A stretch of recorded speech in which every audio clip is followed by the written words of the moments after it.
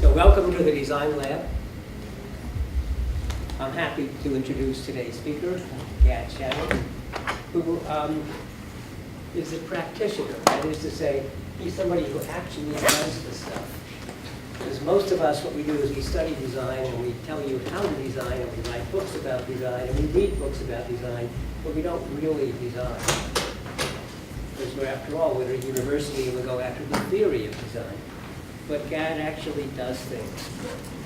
Has a fairly long and distinguished career as a practical but extremely good designer.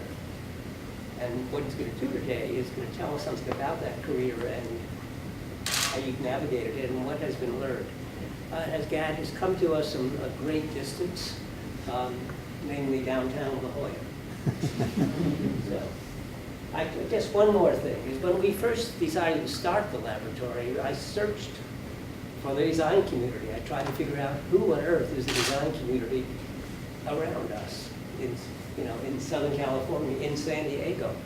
And the first, and in many ways, the only name I came up with is Gad. It's a remarkable desert for design communities. So early on, Scott Clemmer and I had dinner with you, discussing what was possible here.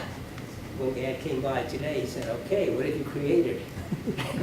Well, see, we're not designers. I mean, we're not real designers. We're still discussing what is possible. I like that joke. Okay, thank you. And what I've decided to do to make this talk a little bit different than what I usually do, so I've decided to literally map out, it was fun for me anyway, my career from day one to today, and how it intertwined with very pivotal decisions on which projects to take, which projects not to take, what kind of a business deal to make, what kind of clients to go after, to really bring me to where I am today. My ultimate goal was to be my own client, and be my own client in two ways. Number one is, walk into a company and they say, okay, what do you want to do for us next? And as a consultant, this is really the ultimate goal versus, we're getting 3 quotes, we want to know how cheap you're going to be. And the other one is really working on our own projects. And so it's an interesting twist and turns of my career, but hopefully you'll find it fascinating. This is very much interactive. Any questions, please feel free. So from day one, so just to give you more of a background, I studied design in Milan. Before that, I came from Montreal, and I went to an engineering school in Montreal. I was there for a year, and I put my own programs together. The dean of engineering came to me and said, "You never graduate in anything." I said, "Don't worry, I don't want to graduate from here." But at the time, I already knew that I wanted to combine engineering and design under one roof. When you go back 35 years, that was really a novelty. Nobody did that, And with that, I went to school in Milan. And the reason I picked an Italian school is because most Italian schools, it's known that most of the professors are professionals, and I'm a very practical type of a guy, and I wanted to also get a job in a firm there, which I did.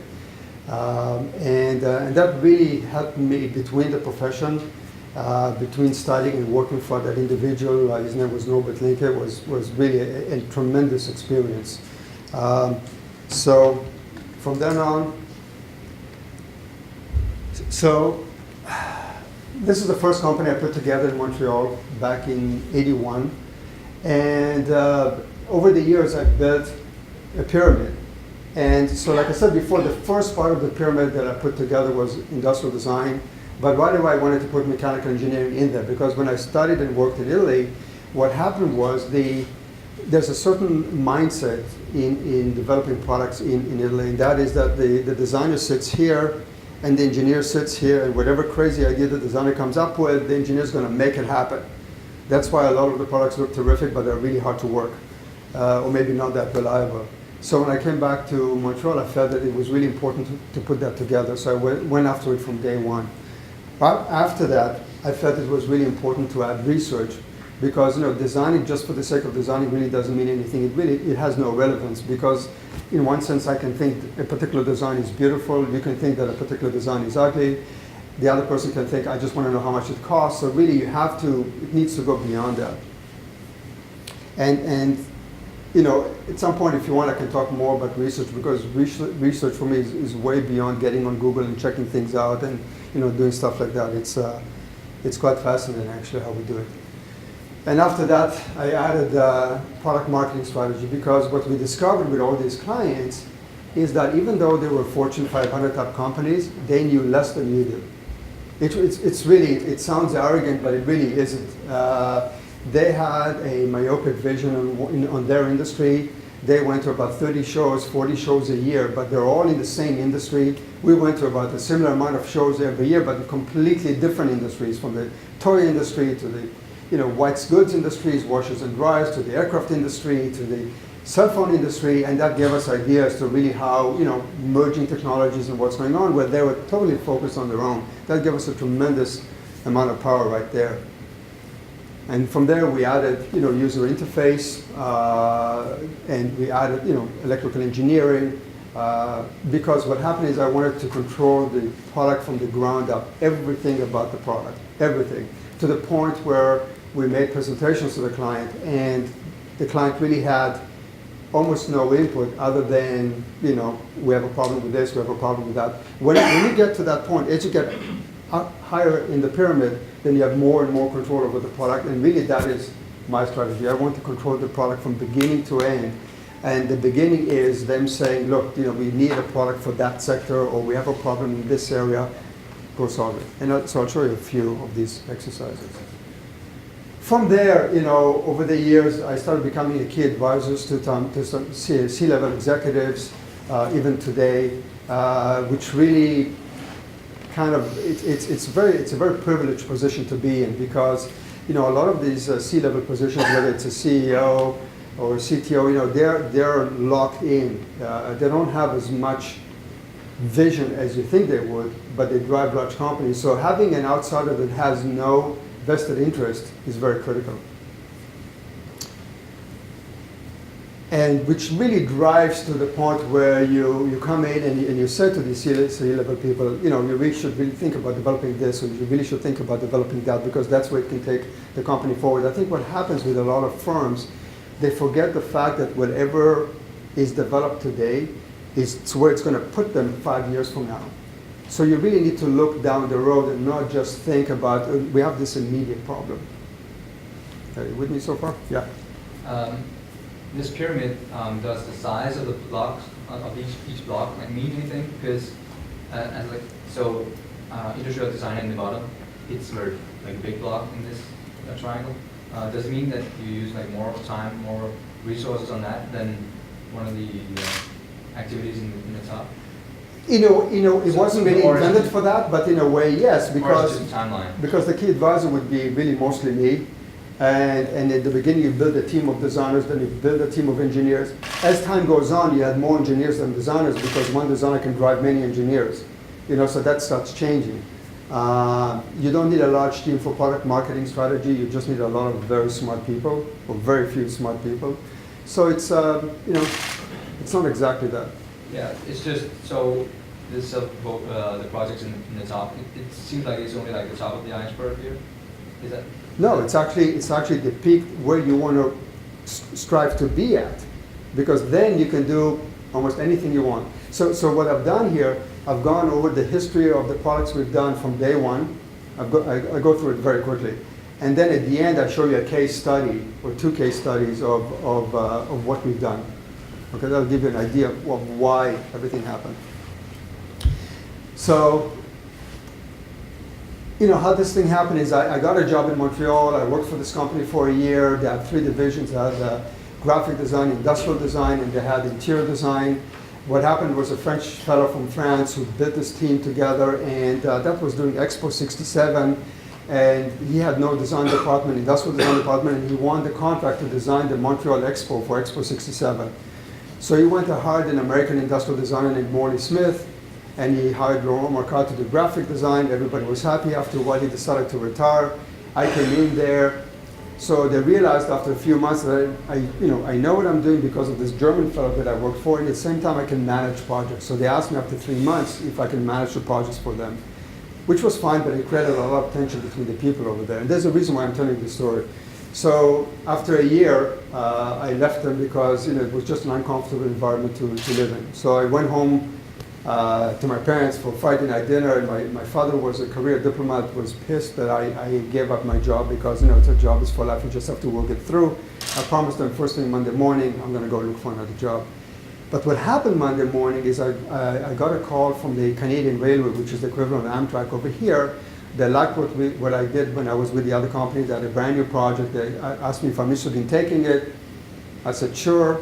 The next day I got a call from another client that worked at another new project. Sure, and the next day, so in 3 days, basically I had 3 projects. I was working out of this 1-bedroom apartment, and I kept telling my parents, I finished the project, so I'm going to go look for a job. And then, then the VRL, the railway company, said to me, okay, what's your corporation? I said, corporation. So I called up a friend of mine who just graduated as a lawyer. I said, I need to incorporate. He said, fine, I'll incorporate you. You have to buy me a Mont Blanc pen, and I'll do it for you. I said, fine, I'll buy you a Mont Blanc pen. Then he calls me up 5 minutes later. What's the name of the company? I said, I have no idea. He said, we call it Gad Shaanan Design. And that was it,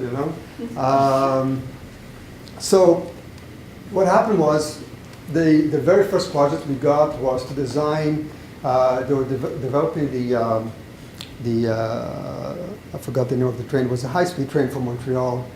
And they had table trays, and what they discovered is that the actual tray to hold all the china is bigger than the tray itself, the table tray itself. So we had to come up with a mechanism to hold it in place so it won't fall over. And then I discovered that when you put coffee in a coffee cup on a train, it starts creating a vortex effect and everything spills. So we created a square cup that you can still drink off that won't fall out of your sides, and so on and so forth. And they were really impressed with this. And then the next thing, they gave me a galley to design for a train, and then another project and another project. So that's how the relationship with them started. And all of a sudden, I was in the mass transit business, out of nowhere. And then another company called Fuller Tools in Montreal called me up and said, hey, we heard that you do this thing for trains and so on, and we want to develop some new tools. So we have this box cutter, and wouldn't it be terrific if we can get rid of the screw that opens it up to replace the blade? I said, oh, I can do that. He said, yeah, but nobody's done it yet, so we can do that. So we developed the very first box cutter on the market where you didn't need a screw to open it up and replace the blade. It was a huge hit. Clearly, and this is where the concept of combining engineering and design really worked well. So right there, within a few months, we were in the transportation business, we're in the tool business, and then another Canadian company. Quebec is known for doing a lot of furniture. This is a company called Dutalier. They make rocking chairs for women who are pregnant, who want to breastfeed and stuff like that. And they had a whole line, and they wanted to reduce the cost of it. So I said, why don't we go to plastics and make a chair out of plastic, but make it look like wood. So we started to look into gas-assist structural foam. Again, this is where engineering gives you a tremendous amount of freedom to develop products. So this is all plastic that comes together. And then we went to Italy, they were the experts in this, So now we're in the furniture business, and again, all in a few months. And by the way, this is when I told a friend of mine I'm going to start this company who's been a designer in Montreal for many, many years. He said, Montreal is a wasteland for industrial designers. It's not going to happen. You have to move out of here. I said, okay. And then, all of a sudden I realized that I'm not going to start looking for a job anytime soon. And the projects were coming in. I felt, well, now I should really do something more serious. And it just so happens at the time that Bombardier bought from the Canadian government the Challenger program, the business jet Challenger program, and then they wanted to turn it into a regional jet. And they're like literally 15 minutes from my door. I said, I've got to get them as a client. How am I going to get them as a client? I know nothing about the aircraft industry. Then I remember Teague. Teague is very well known to have done the first Boeing 707. They have an office in New York. Let's go pay them a visit. So I called them up, they reluctantly they accepted the visit. I remember getting there, they put me in this corner office, they closed the door like I won't spy on anything. And I said to them, listen, this is what's happening in Canada, and I think there's a tremendous opportunity with your know-how, with me being there, we can really do a great deal of business with Canadair. And after about 6 months of talking back and forth, they agreed. And sure enough, we started doing a lot of work for Canadair, and some of it included As you can see, I was quite young then. Literally working out the interiors because it's a very tight cabin. A lot of you that take regional jets have flown this jet. And we came up with a double movement mechanism for the bins, which at the end they decided not to do because they wanted to reduce the risk of a double movement. We worked on the side walls, on the lighting, really to open up the space of a very, very tight aircraft. And this is where I really got involved with how do you manage space. All of a sudden I fell in love with space. How do you take a smaller space and make it feel bigger through light, through color, through flooring, through height, through all sorts of details. And so that added a whole new dimension, which then again I applied to the railway industry, which was very interesting. And then, so I started going to the air shows in Le Bourget and Farnborough every year. And when they were just launching their first customer, which was Lufthansa. And so the guy who was running the program said to me, when are you going home? I said, I'm going home tonight. He said, no, you're not. You're going to Germany. I said, why? I said, well, we landed this deal with Lufthansa. I don't want them to screw up the interior with their Lufthansa colors. So you're going there tomorrow. I said, fine, I'm going to go there tomorrow. So I went there tomorrow. I met with it's called the Architectural Center at Lufthansa. And I told them I'm here from Bombardier in order to take your color scheme, your corporate image, and apply it to a very tight cabin. So the initial reaction from the chief architect was, we don't want any American teddy bear fabric in our airplanes. You can go home now. I said, that's not going to happen. Just give me all the schemes, and if you don't like what I do, then I'll go home. So they gave us their color scheme, and really their color scheme was designed for 747. And taking the 747 color scheme and applying it into a very tight cabin would have been a disaster because there was a lot more yellow, and we tried to balance everything out. So what you have here is really their color scheme. It looks like we haven't touched it, but we've altered everything. So now we're in the color business as well, again in a very, very short period of time. And from there, we got the contract for Com Air to do their interior and as well as delivery. Remember, you're going back 25, 30 years here. And then, I started getting restless again. So now we did that, what's next? Because of my father being a diplomat, like him, I read a lot of newspapers and magazines of what's going on around the world. And what's happened with Taiwan, in the late 80s, they were going through what China went through roughly 10 years ago. They were a low commodity center to build low-cost products. They didn't have that much know-how, but labor started going up and up and up, and they wanted to develop their own products, their own brands. And I met somebody in Montreal who had one connection in Taiwan. I said, I'll take it, make me an introduction. I'm getting on an airplane, I'm going to go see them. And as I'm telling that to Alan Gordon, who was my friend who graduated with me in high school, who became an accountant, he said to me, remember, if you're going to go look for work outside Canada, get complicated projects. I said, why complicated projects? Because if you get a complicated project, and it's a company that's not in Canada, I can get your R&D tax credits. So that sounds interesting. Okay, so I'm going to go for complicated projects, And actually today I love complicated projects. Pretty much everything we do is complicated. So off we go to Taiwan, and actually the first contract we landed was to design for a company called Supercom, their first laptop, and it was just the genesis of laptops and monitors and towers. And even then, I went to a toy show in Chicago, and there was a guy there showing a joystick for video games that just started. That industry also just started. It would be great to add it to here to help people navigate. So they weren't sure about it, so they decided to put it on the corner over there. And if somebody didn't want it, we could take it out and put a keypad instead, a numeric keypad instead. So that was pretty advanced at the time. So that was the first laptop we did, and at that point we did all the mechanical engineering as well, no electrical engineering. At the time in Taiwan, their assembly lines were all people, there were no automation, and if something didn't fit, they'd put in an extra person with an extra screwdriver, and they literally forced the screw into place. So we had an opportunity to really do a lot of good work over there. My VP engineering at that point was an ex-engineer from Philips, and all he did was do mass production computers. So this was bread and butter for him.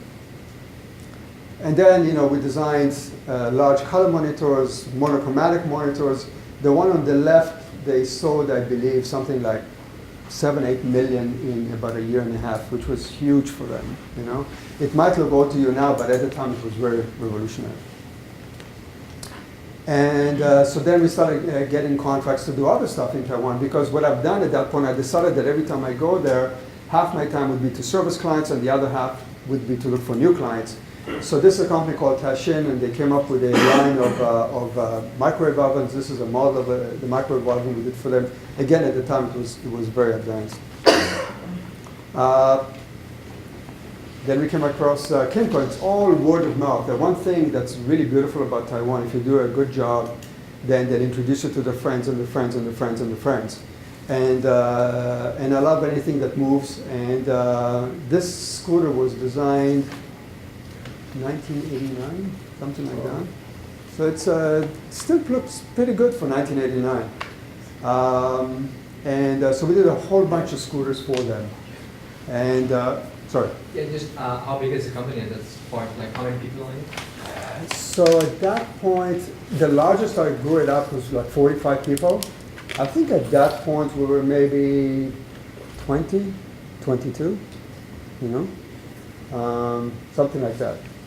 And also what I've done is I met a woman there who had a graphic design company, and she wanted to look Western in Taiwan. So she said, would you mind if we said that we're collaborating together? I said, no. So we decided that officially we're collaborating together. So she allowed me to access her client list, because her client list is, you know, whatever graphic design she did, a lot of them needed a product. So that really kind of, you know, so there's a lot of inflection points during the career that made very key decisions as to why I did what I did and how I ended up doing this. And then there's another company that said, you know, I forgot what they did. They were not in this business. They said, we want to get into a new business. What do you suggest? So this is already the point where people trust you, where you're beginning to write your own projects. This is what the beginning of that. And we suggested to them at the time, wouldn't it be nice to have a combination bathroom scale blood pressure cuff that communicates through infrared, and also, you know, if somebody cannot see very well, they have a large screen and they can see the numbers, and so they did that project. And at that point, we started doing electronics, you know, and it was really because they asked us to do the whole thing. So now, because of Taiwan, it made us international, and and you know, the Canadian clients we had were interesting projects, but they were not big clients per se. And we were looking for really more substantial clients. So that all of a sudden added notoriety to our firm, which allowed us to go after bigger projects in Canada. So with that, we got GE Canada, where we started developing washers and dryers. And this was a new washer technology that they bought from Fisher Paykel at the time. And they wanted to label it GE, but have their own GE look. And then we got a contract with Nortel. And again, what happened with Nortel is that in Canada, up until that point, every phone that you buy had to be an official phone. And then they deregulated phones, so you can buy any phone from anyone. And all of a sudden, Nortel needed to come up with consumer phones. And they couldn't do it internally, because they had, I forgot what it was called in Ottawa. They had a lab that did all the industrial design, and they were just too slow and too expensive and too heavy, and we were quick and nimble and more open-minded, so we did that. And then we started developing keypads. So now you're in the early 90s. And then we started developing lottery machines, and now again we got heavily into electronics and mechanics and reliability, because every time one of those machines breaks down, they lose tens of thousands of dollars by the hour, literally, not selling lottery machines. And then, we started doing, cutting boards. Believe it or not, we were the first ones to take a plastic cutting board and add rubber legs on the corners so it won't skid. It sounds nonsense today, but at the time in the early 90s, it was revolutionary, And then we made translucent cutting boards and so on and so forth. And I think you can still buy these today, by the way. Kitchen tools. So this is the second opportunity where a client said, what do you think we should do next? So this is an interesting story. So this is a company that this gentleman, again, I forgot his name, he was in the toy business, and he sold his company to a large toy manufacturer. And he came to me one day and he said, look, I heard all about you. I want to do something new. And I had no clue what. He said, the one thing I do know is plastics. I said to him, how gutsy are you? He said, oh, I'm gutsy. No, don't worry about that. I said, well, how about taking a very banal product, which is a binder, and making it fun, you know? He said, that sounds interesting, you know? And we actually came up with the first binder. This was called the Storx, the first Storx binder that was really a higher value binder, where at the time binders were selling for 60 cents, 80 cents. I think even today, this was going for $4, $5. And in the first 2 months, I think they sold close to 20 million of them, you know, through the United States, because he had great distribution. That's another thing he had. And it used to come in pallets. And so this was a huge, huge hit for him, really out of nothing, out of nothing. Now I was hungry to get into the United States. So I felt that we had enough of a portfolio, and I really wanted to go after Fortune 500 type companies. So what happened was we got a contract with Hoover. This was the first hot floor washing machine for them. It wasn't a regular vacuum cleaner. And then we started doing work for Toastmaster and Sunbeam. These you can still find in hotel rooms. And then we did work for Copco. And each product has a little detail that makes it unique. It's not just design. Crafts. This is an interesting project. And the reason I put this up here, because this little ugly thing has a tremendous story. So we get one day a phone call from the CEO of Wall. They sit in Sterling, Illinois, which is about an hour outside Chicago. And he said to me, you know, we have a problem. We are a company that's 110 years old. And you know, we're the best in blade technology. We're totally horizontally integrated. In other words, they make their own motors, they do their own injection, they do everything. And now we're getting killed by imports from the Orient with these sexy looking products who are more cost competitive than us. So we wanted to come up with the sexiest looking product out there. And I said, are you sure that's your strategy? And he said, yeah, for sure. I said, can you give me some space to think about this? He said, sure. So we convinced 4 couples to come to their home first thing in the morning when they get ready to go to work. And we really just observed them and their pattern, their behavior pattern. Because I was looking for that something, you know? And just making a sexy beard trimmer just wasn't cutting it, you know? So all of a sudden, after we finished the 4, we knew right away what we were going to do, because it was a common theme that whether it was the girlfriend or the wife always said, you know, my husband is a pig. You know, I mean, every time he trims his beard, trims his mustache, the hair is everywhere on the counter, in the sink, and I have to clean it up afterwards. So we decided to, as we finished Hoover, we decided, why don't we add a vacuum system into this thing, you know?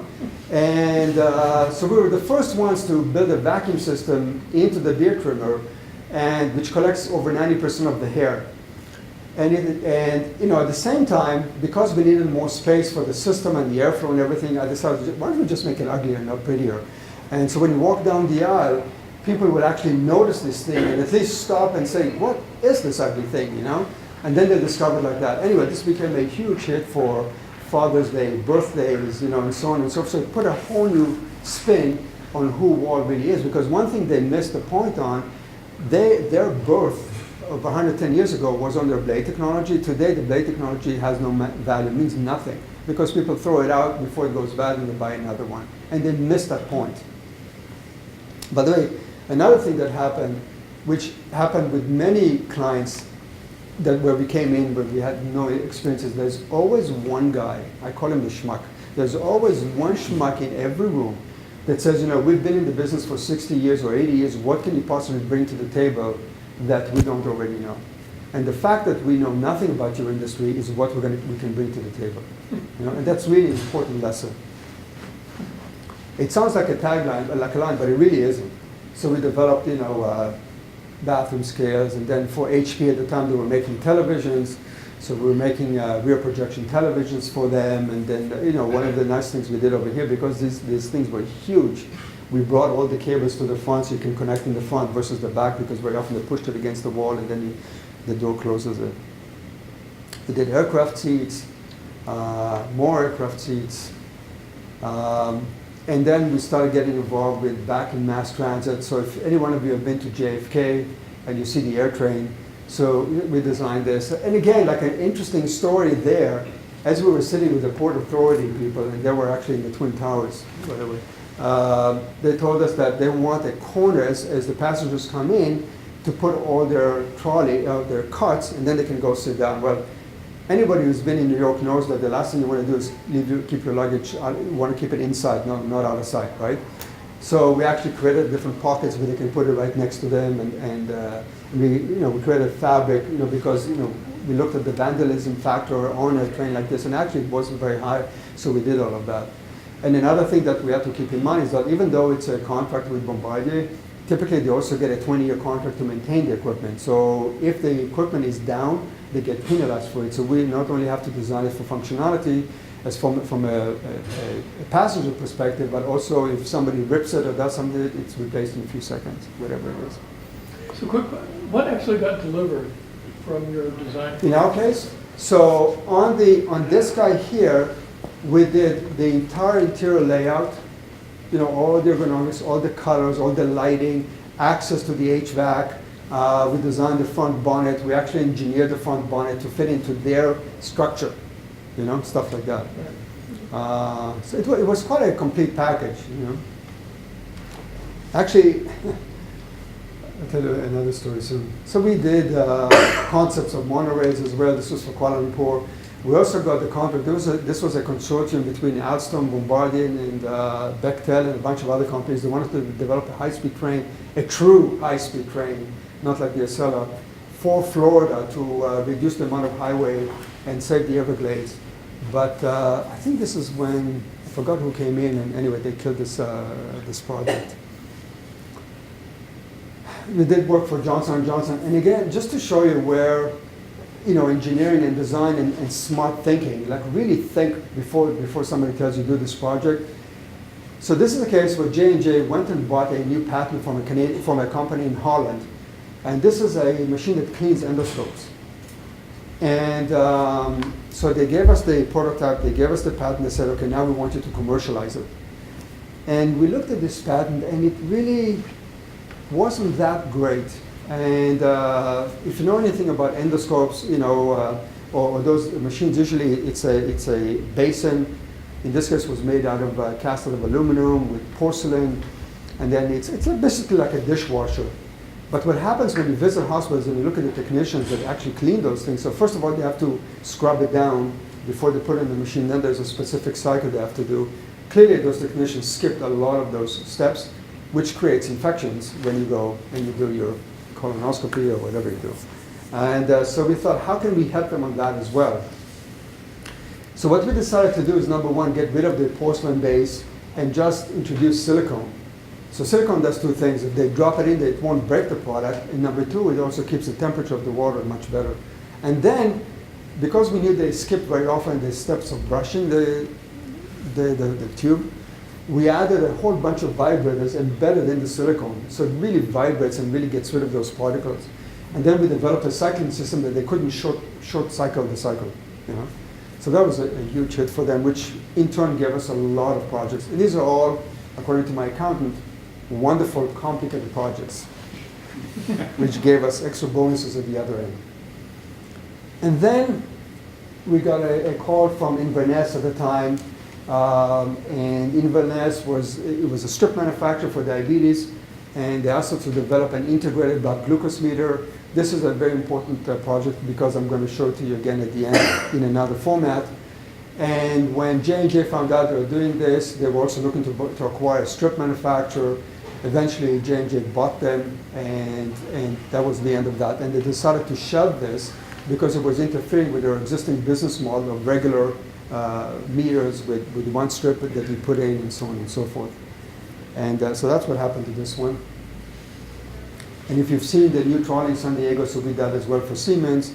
And to answer your question on that one, we did all the driver's cab part of the interior, all the front, also the collision posts, and also how you're going to manufacture it. Another interesting project, when we got this, they told us that we need to supply with a deal 3 suppliers in California that can actually build the bonnet.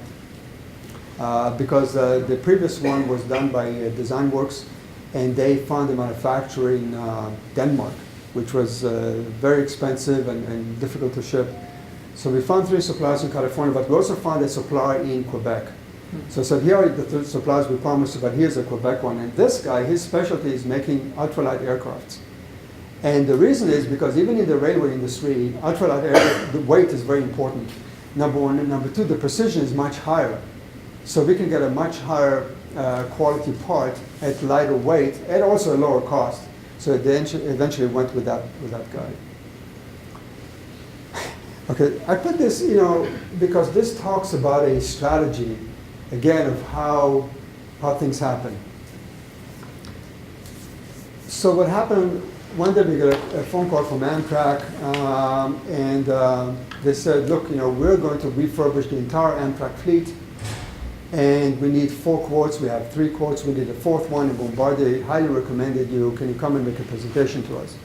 I said, sure. What you also need to know that I threw out Bombardier out of our office 10 years after doing work for them because they tried to steal some of our people. So we didn't have a relationship with them anymore for about 2 years, which was interesting. Anyway, so we fly to Washington, and we make the presentation, and they said, okay, you have 6 weeks, come back with what you think the future of Amtrak should be.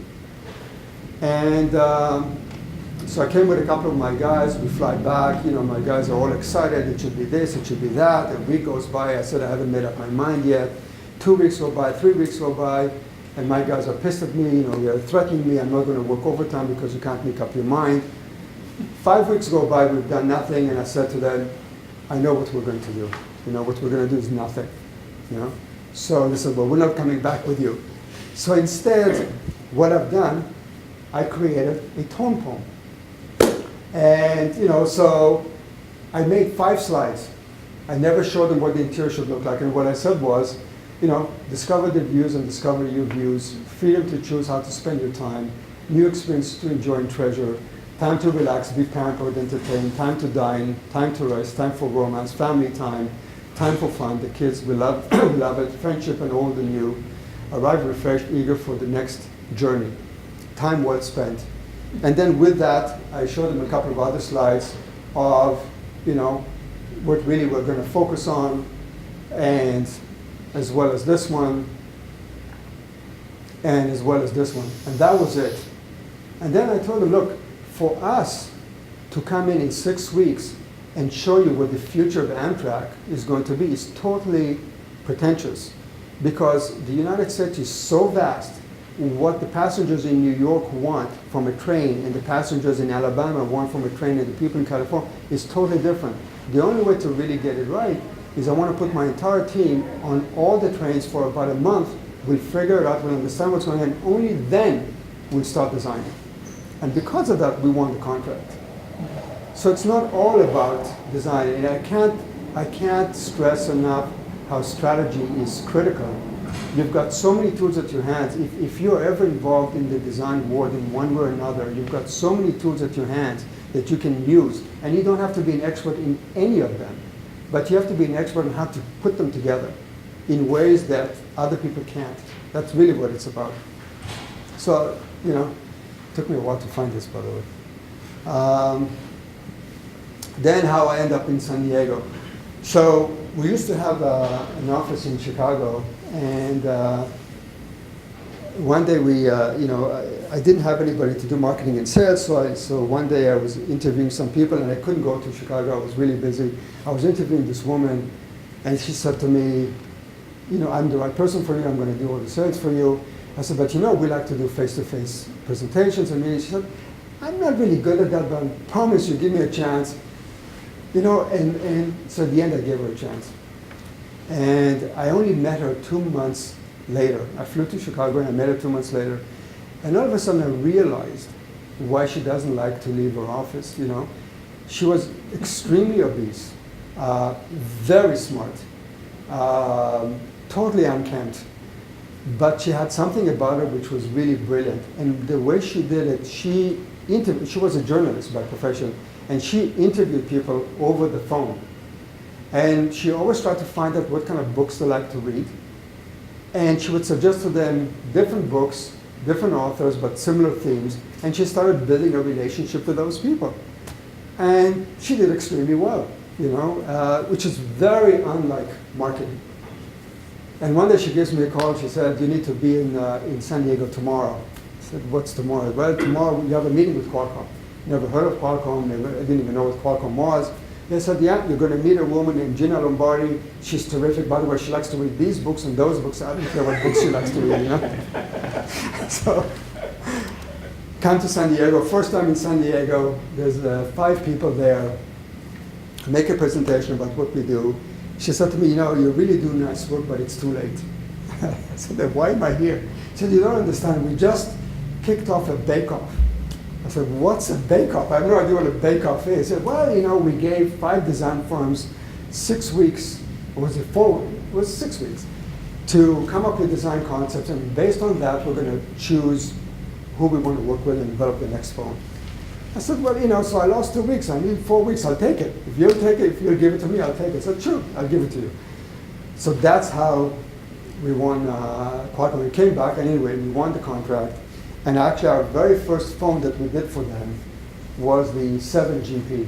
Most of you probably never seen it, but at the time it was quite unique. It had kind of a joystick over here, which was quite different, and they did quite well with that. And then what happened was, about 2 years later, I met Paul Jacobs. Now the retired CEO of Qualcomm. Then he was VP in charge of manufacturing cell phones.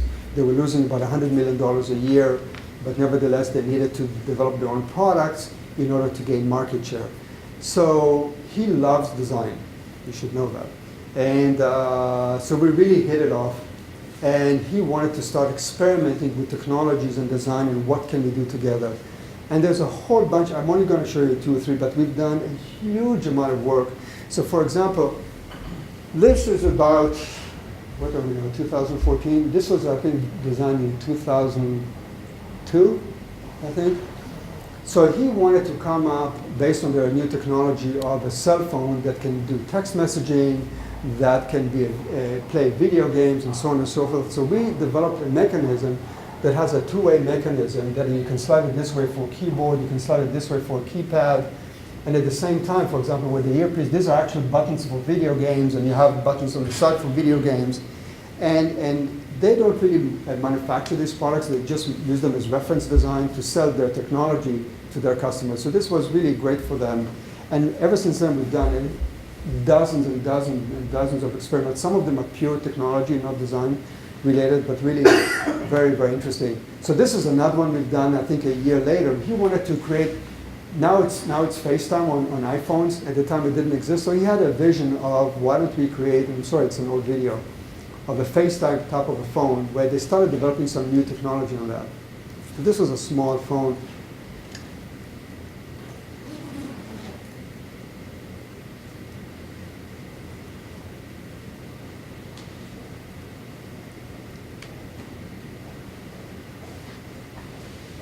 So this is, just another example of different experimental stuff we did with them.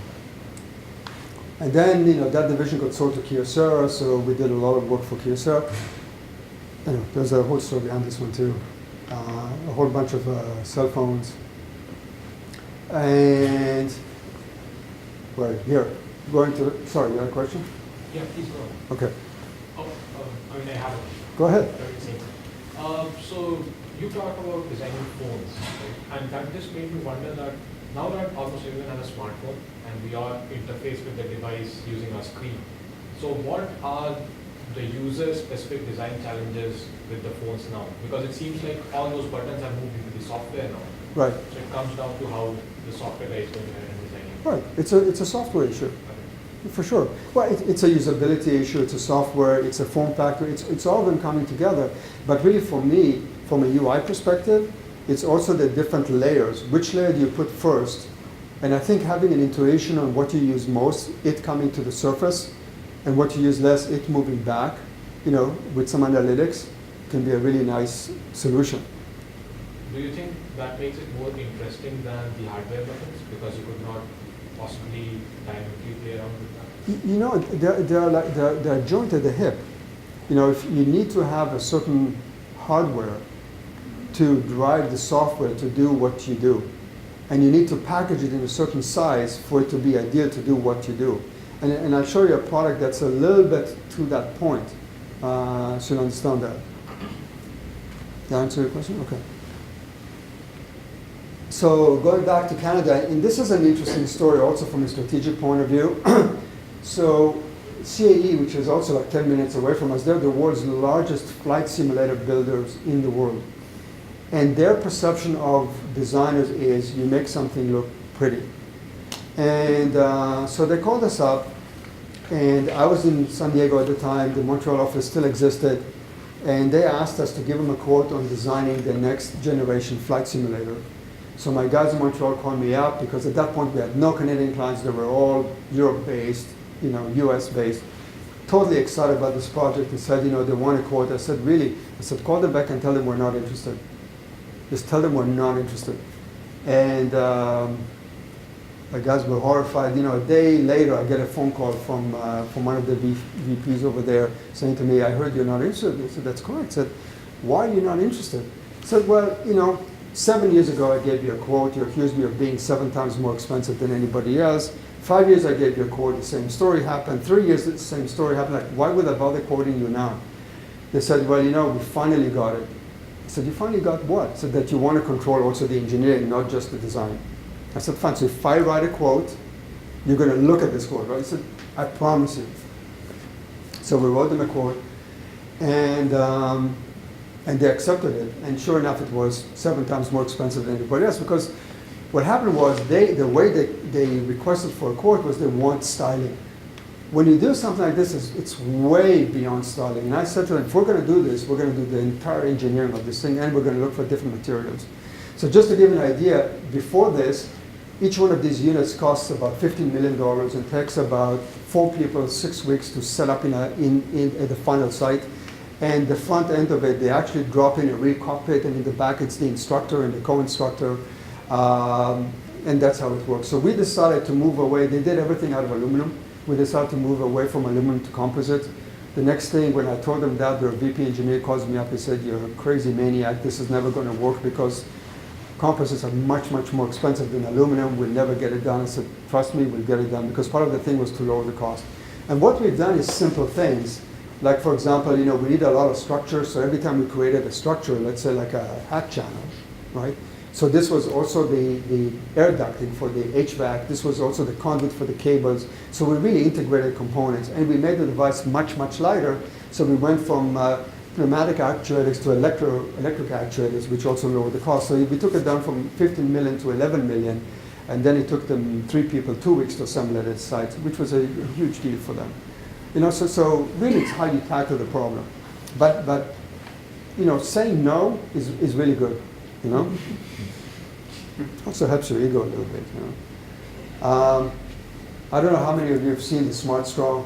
So again, WD-40 never really worked with an industrial designer before, so I went knocking on their door and I said, we always had this dream of getting rid of the Scotch tape and the rubber band, but nobody can do it, and we don't think you can do it either. I said, okay, thank you for that vote of confidence, but at least really let me try, I said, sure. And what you have to understand, it's not can it be done, it's can it be done in a low enough cost that you can make hundreds of millions of them a year. That's really the point when they say it can't be done. And sure enough, we did it. And actually, they were very nervous in the beginning when we did it because they felt now it's costing more money to make each device and they can't sell it for more money. I said, why can't you sell it? You can sure for sell it for more money. So we got into that argument, and at the end, they sold it for more money, and that's, and it's the rest is history again with this product. So you can see the vastness of the type of projects. I don't know how many of you have seen TAG. It's another Qualcomm project. It started out as when Chelsea King was kidnapped and murdered.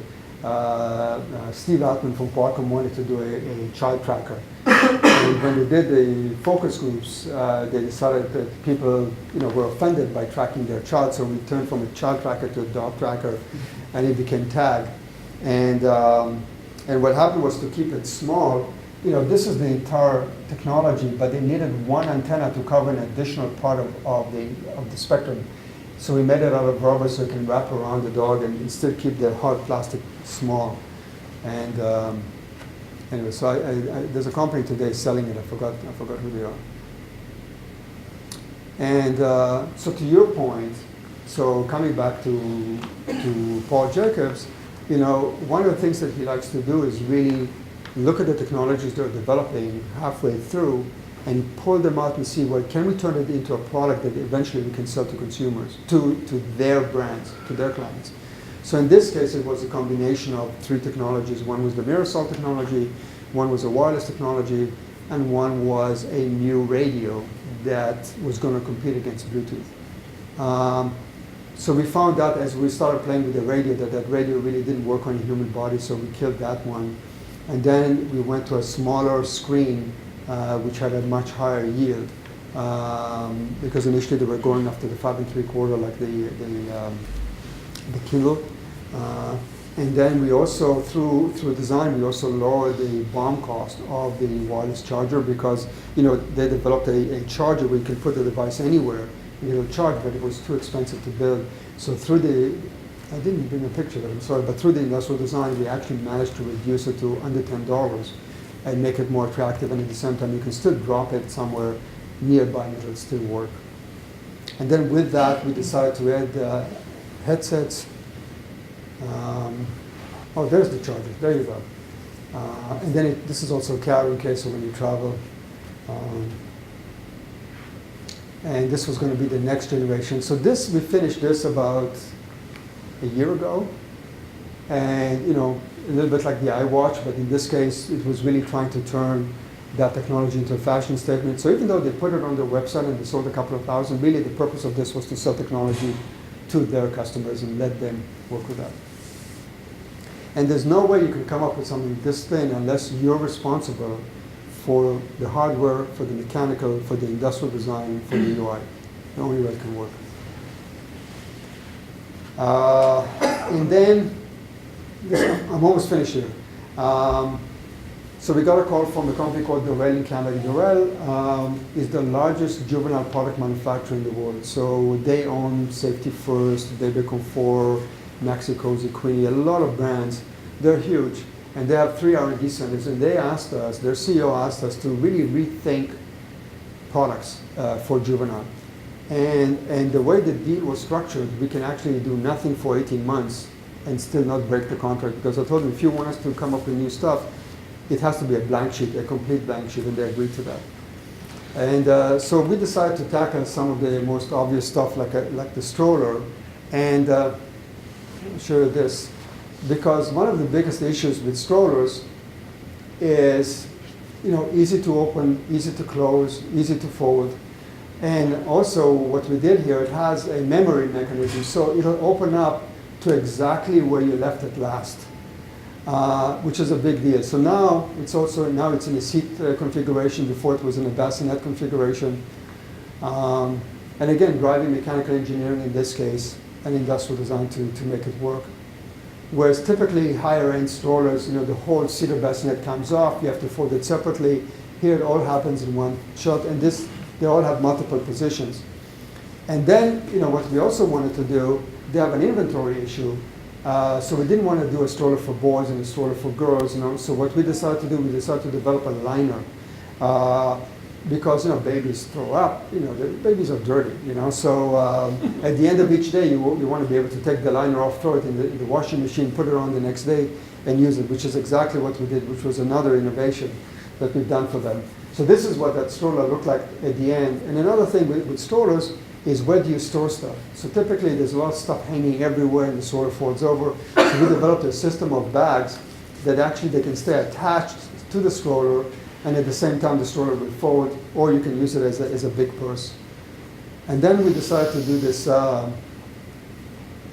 What happens in Europe is that typically people would buy a bassinet for the first 6 months of the baby's life, And then they would buy a separate seat once it's a baby. And the Americans don't want to spend that kind of money, so we developed a two-zipper mechanism where the bassinet becomes a seat and the seat becomes a bassinet, and then you have different liners.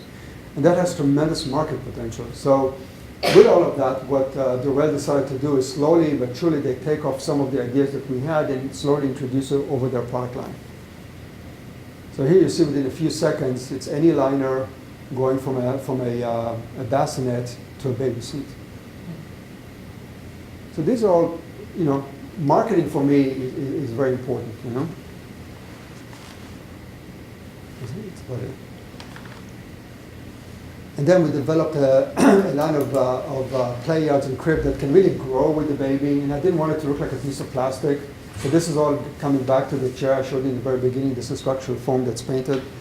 And then we added, like this small one is actually a bunch of LEDs that circulate. I mean, it doesn't move physically, but the lights move and change colors, and it actually hypnotizes the baby and puts them to sleep. It's fantastic. It doesn't work on me though. It was also a night light on above. So coming back to this blood glucose meter that I told you about, the way Gadlight is set up, so we take on one client at a time and then we do our own project. And going back to the history of products we've done, I've decided to go back to the blood glucose industry because what I've noticed there is that really the industry hasn't evolved over the years. If anything, it became a status quo between four big ones, which is the Bayer, Roche, Abbott, and J&J, and see if I can come up with something new in that industry. So now we're getting into really a combination of all the technologies we've touched, electronics, connectivity, industrial design, mechanical engineering, user interface. So we put together a philosophy of how to develop the next blood glucose meter. And Qualcomm, by the way, became a partner on that one here. So for me, the most important thing is to build a relationship with the customer. Once you do that, you can go very far. So how do you do that? So in this particular case, because it's a medical device, for me the most important thing is to make sure that this medical device, a blood glucose meter, if you do it properly, you should use it 8-10 times a day. And typically it's a pouch, you have to find a table, you have to put a lancet in a lancing device, you have to put a strip in a meter. I don't know if any of you are diabetics, hopefully not. Any diabetics here? That's an amazing group. Usually there's like a third of you. So it's very cumbersome, so it doesn't fit into your life. So our philosophy was to make sure that it fits into your life. So ease of use leads to compliance, leads to adherence, and obviously build a relationship with the consumer. So how do you do that? So for me, it's by removing obstacles at every given point. Everybody talks about apps today, especially healthcare apps. But what happens is when you have a healthcare app, you're actually adding steps, you're not removing steps. And I believe in removing steps. And removing obstacles in every opportunity. And this is really the number one factor in breaking into somebody having a disease that they need to manage all the time without driving them crazy. So my philosophy, and that is, by the way, on every product, is your product is your corporate flag. I use that quite often. Your product is your corporate spokesperson. It's your connection to the consumer. It's a living guest in the consumer's life. You build a relationship with them and you will have loyalty. And you frustrate them and you're out. And that is very true. It's true for your friends. It's true for your relationships. It's true for everything. So if you understand that, you can apply it on a product. So again, diabetes is a 24/7, 365 days. There's never a break. So what we've done with Yofi meter is, so this is the typical scenario of a blood glucose meter today. These are all the steps. There are 19 steps that you have to go through every time you test yourself. 99% of diabetics don't do that. They do maybe 3. And then you have to fill in a log to say what you've done, when you've done. Every 6 months you take it to the doctor and then they're going to tell you what you did wrong, if they actually look at this, which they don't. So it's a very frustrating disease. So what we've done instead is this.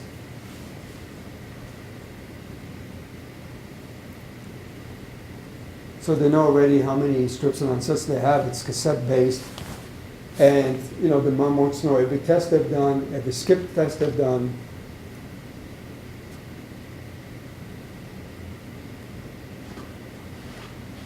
sorry, I don't have the voice here.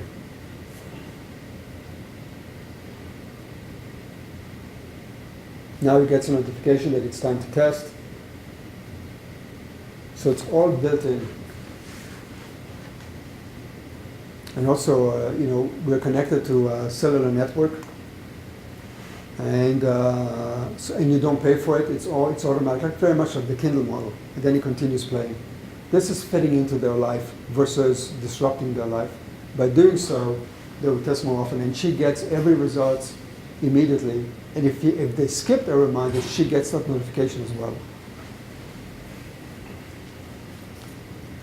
And I think this is pretty much it.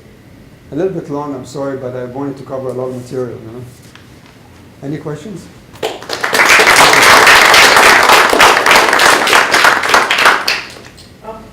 Yeah, so I was actually really interested in your sort of aesthetic, right? Because like that, so for instance, like the bike that you helped or you designed in Taiwan, that was like an oddly current design. Mm-hmm. So like, did you, in like the 80s, you had a sort of vision of what it will be like. Mm-hmm. So can you just like sort of, elucidate that sort of? So at the time in Taiwan, it's a small country, and at any given point there's 10 million scooters. And there's quite a few scooter manufacturers. I don't think there's 10 million inhabitants in Taiwan, So how does one company differentiate themselves from another company? And, the only way to do that, coming back to the guy who wanted a sexy beard trimmer, in this case, it was really coming up with a sexy scooter. But in a way that was more futuristic, was more out there, and gave them more pride, because in a lot of places, Taiwan being one of them, less so now, but at the time, on one scooter you would see the mother, the father, the baby in between them, and maybe the dog, and it was the number one vehicle for them. So they want to take pride in what it is, so making it very, very special, very high end, and at the same price, because the guts was the same. We didn't touch the frame, we didn't touch the engine. It just gave them a sense of being with it. Actually, that model sold really well. Yeah. Thank you for your talk, first of all. So you had many stories of success. Do you have any of failure? Sure. I'm going to think now. Well, for me, I consider the Amtrak project a failure because it was a 7-year project, and we were 2 years into it, and we built full-scale mock-ups of sleepers and parts of trains where the kids can play and the parents can go to the restaurant and really not worry about them, and just a whole new experience. And then George Bush was elected, and he decided that Amtrak should be self-funded, and there's not a single railway company on this planet that's self-funded, and he killed it. So that was a real disappointment, So that's one. Another one is, I don't remember the product anymore, but we took a device that measures the quality of the water for swimming. It was a small company, and we wanted to look like really high end. And they didn't have a lot of money for tooling, so we found a new technology that will make it look like it's high end tooling, but it wasn't. And the company that told us that they can do it, the tooling manufacturer, actually couldn't deliver. So at the end, the product wasn't anything like what we designed it. And we actually drove the client to pick that manufacturing process. So you have to be careful there. But these are two cases. But it's, and also it's how you value success. Unfortunately, from a client's perspective, it's all about, will they gain market share? Can they make an extra dollar on their product? That's the gain market share. On a good day, when people ask me, what do you do for a living? I say, I help people. On a bad day, when they ask me, what do you do? I say, I develop next year's landfill.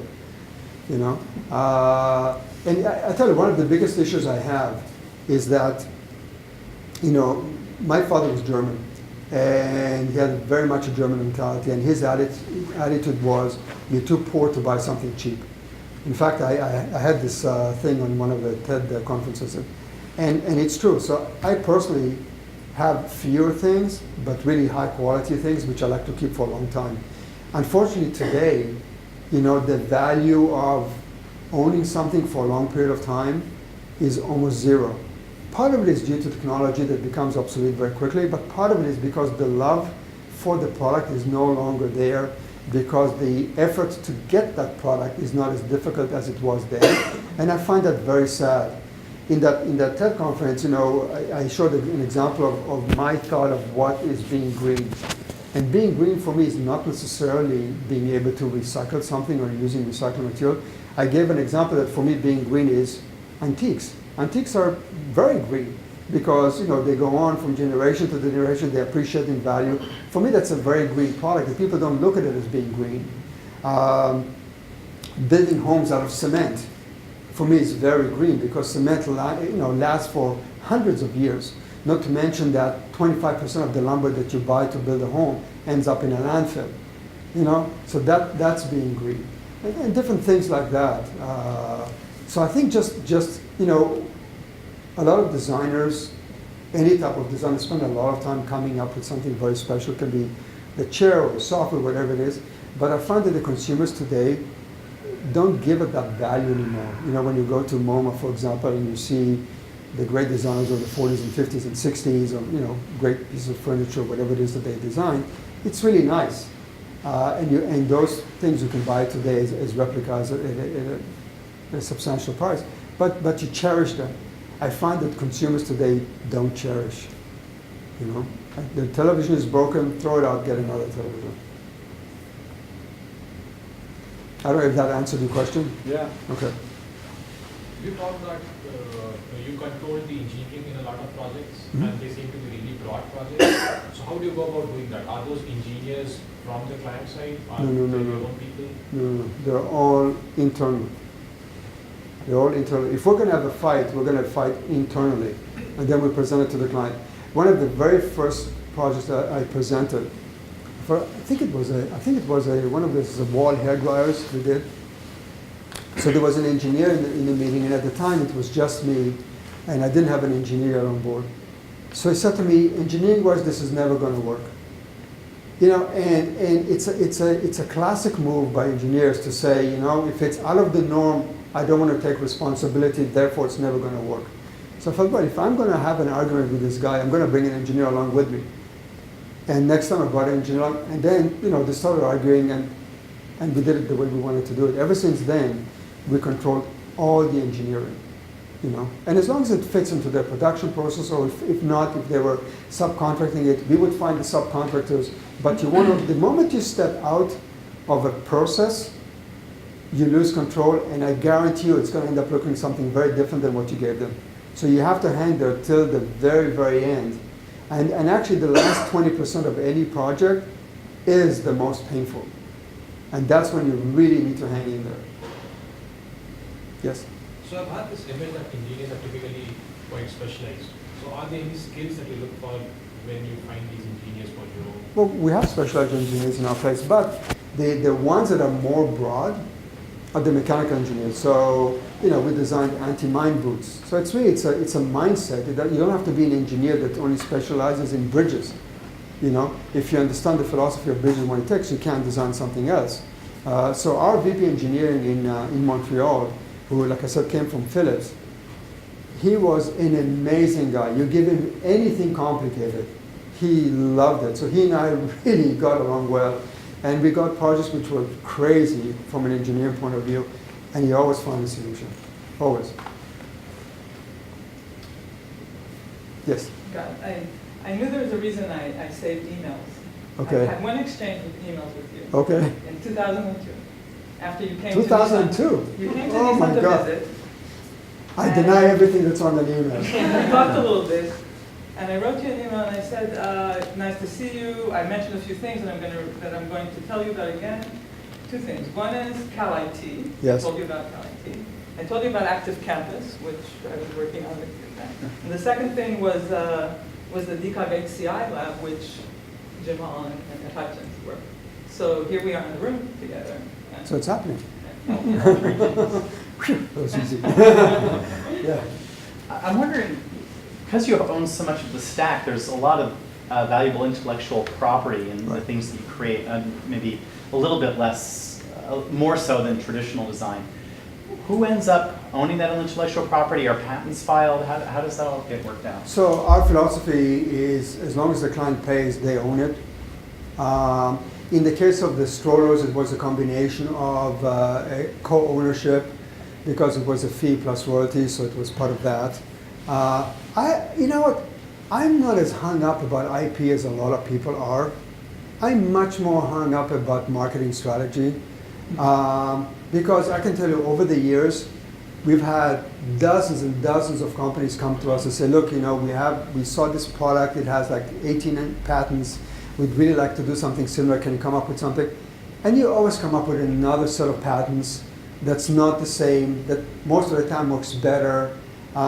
In the case of this blood glucose meter, so we have a bunch of patents on it, but for me, the barrier to entry is we put a huge amount of automation into this thing, so if anybody's going to knock us off, they've got to invest millions in automation to come close to us to be price competitive. Plus the fact of how we integrated the mechanism, because you know you didn't see it, but there's one button that slides the whole thing, and it takes the Lancet cassette to a fresh Lancet, cocks the hammer, it produces a strip. It's all cassette based.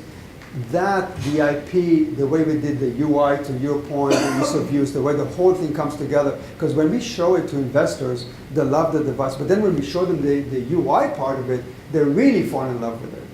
You know, so for me, it's the package. It's not just IP. You know, like people always talk about IP. It's important, but you know what? It's of limited value, as far as I'm concerned. So maybe a somewhat related question, did you ever consider building products to sell them yourselves? And if not, why not? The blood glucose meter is ours. Oh, okay. Yeah, that's ours. I see, so you are doing it. Yes, we're doing it. And years ago, also, because of some dare I had from somebody, you know, we got this company, they asked us to develop a whole line of vending machines. And the president took me out to dinner and he said, I'm very proud to tell you that we just bought this company out of Philadelphia because we wanted access to their brewer, coffee brewer, so we can make a fresh cup at a time. And I said, you know, you could have come to us, why did you spend so much money on buying this company just for the brewer, you know? So he thought it was pretty funny. And it became a dare.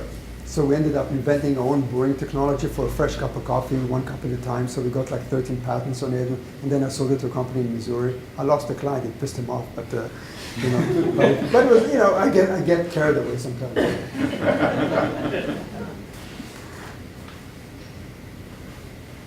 So to build these great products, you need a great team. So I was Yes. wondering if you can talk about a strategy when you're trying to grow your team.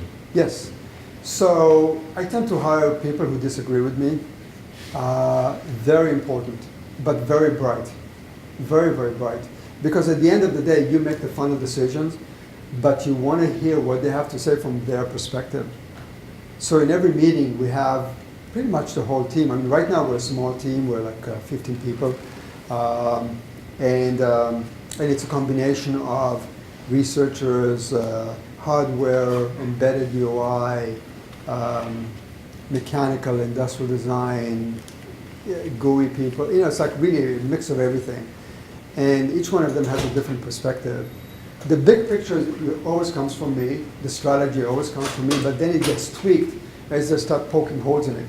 And I welcome those holes because, you know, oh, I didn't think about this. Oh, I didn't think about that. Oh, we can make this stronger. Oh, you know, I have a better solution than what you said. Stuff like that. So the dynamics of the strategy and what Don and the team is trying to put together is perfect because you want all these disciplines that have completely different perspectives on how to bring something together, you know? So that's invaluable. We had huge fights in the office, but you know, the nice thing about it, you know, I'll never forget one day a client comes in and I was in the conference room with about 8 of the guys and we were literally yelling at each other. And I walk out and he thought I was going to be pissed and I was smiling at him and greeting him and so on. He said, are you going to fire this person? I said, no, why? Why should I fire them? I said, well, you were yelling at them. They were yelling at me too. It's an equal opportunity situation, you know? But the point is, at the end, we came up with a great solution. And you need that type of an environment, you know? That's it. Thank you. Thank you.